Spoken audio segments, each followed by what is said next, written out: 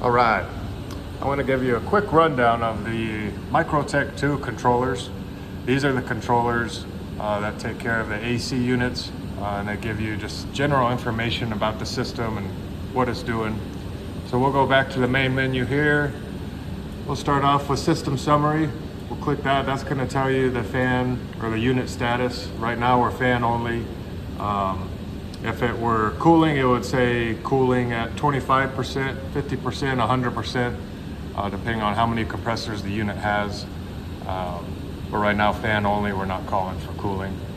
And if you scroll over, it's gonna give you some temperatures. Your discharge air temperature right now is 70.3, so still pretty cool air going out.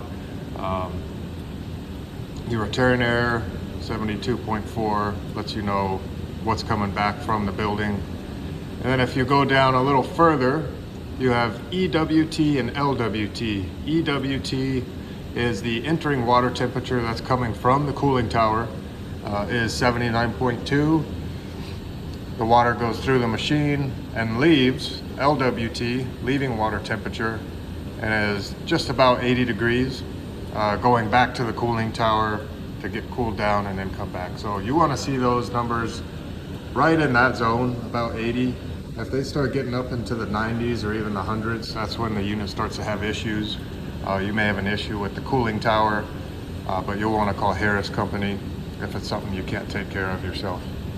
So we'll scroll over. Water flow, yes. That should always be yes if you're running this unit. If it's no, then the unit will not run because it doesn't have water coming to cool it down and keep the compressors going. So that's always something good to check if you're having an issue. Make sure that you do have water flow. And that's about it for the system summary. We're going to scroll down now to the bottom where it shows you your alarms, active alarms or previous alarms. If this little light is lit up, you'll be able to hit that and it will display an alarm if there is one. Right now, currently no alarms. So we're going to hit previous alarms and it saves them in there. So you've got what time it tripped, what the alarm was. A lot of times if you just hit clear alarm, the system will reset itself. If it continues to trip and come back, then you'll need to address that and see if it's something that you can take care of or if Harris Company needs to come out and take a look at it. But it gives you your date and your time so you can use that for reference if you're talking to a technician.